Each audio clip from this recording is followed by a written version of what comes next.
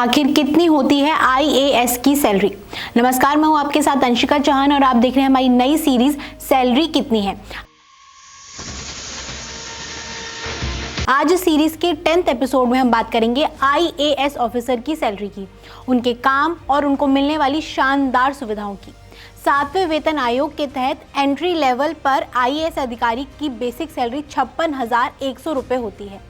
इस स्टेज पर पोस्ट होती है एसडीएम या अंडर सेक्रेटरी। 5 से 8 साल के अनुभव के बाद सैलरी बढ़कर 67,700 रुपये हो जाती है। इस लेवल पर अधिकारी एडीएम या डेप्यूटी सेक्रेटरी होता है। 9 से 12 साल की सेवा के बाद अधिकारी डीएम बनते हैं। यहाँ बेसिक सैलरी 78,800 रुपये प्रति माह होती है। 13 से 16 साल के अनुभव पर सिलेक्शन ग्रेड मिलता है। इस लेवल पर सैलरी 1,18,500 रुपये तक पहुँच जाती है। 16 से 24 साल की सेवा में अधिकारी डिविजनल कमिश्नर बनते हैं। इस पद पर बेसिक पे होती है 1,44,200 रुपये।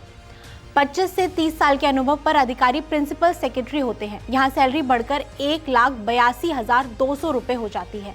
34 से 36 साल की सेवा के बाद चीफ सेक्रेटरी बनते हैं। इस पद पर 2,25,000 रुपये फिक्स सैलरी मिलती है।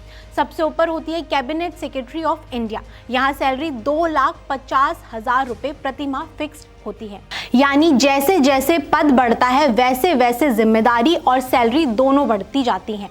इसके अलावा 8वें वेतन आयोग के लागू होने की भी संभावना है, जिससे आईएएस अधिकारियों की सैलरी में 20 से 30% तक इंक्रीमेंट हो सकता है। सैलरी के साथ आईएएस अधिकारियों को कई सुविधाएं भी मिलती हैं। आईएएस अधिकारी को रहने के लिए सरकारी बंगला या बड़ा आवास दिया जाता है, जो बेहद कम या बिना किराए का होता है। इस आवास में कुक, माली, अटेंडेंट जैसे स्टाफ भी उपलब्ध होते हैं। सरकारी कामों के लिए ड्राइवर के साथ सरकारी गाड़ी दी जाती है, जिसका पूरा खर्च सरकार उठाती है।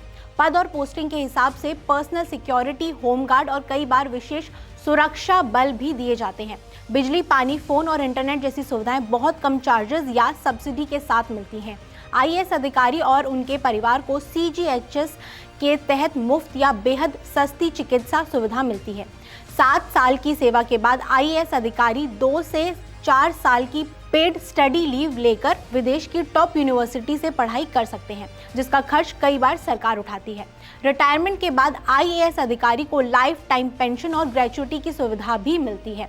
आपको बता दें, IAS officer all India services का हिस्सा होता है, जिसका selection UPSC civil services exam से होता है और ये सेंटर और स्टेट गवर्नमेंट के बीच ब्रिज की तरह काम करता है। ये सरकारी योजनाओं को लागू करते हैं, डीएम के रूप में कानून व्यवस्था और विभिन्न विभागों में कोऑर्डिनेशन संभालते हैं।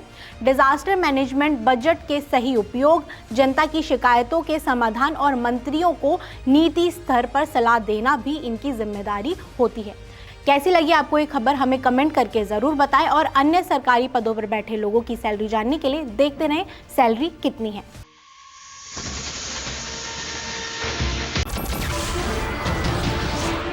नमस्कार, मैं हूं मानक गुप्ता। अगर आपको हमारा ये वीडियो पसंद आया हो तो इसे लाइक और शेयर जरूर करें और हाँ, हमें सब्सक्राइब और फॉलो करना ना भूलें, ताकि आप देश और दुनिया की कोई खबर मिस ना करें।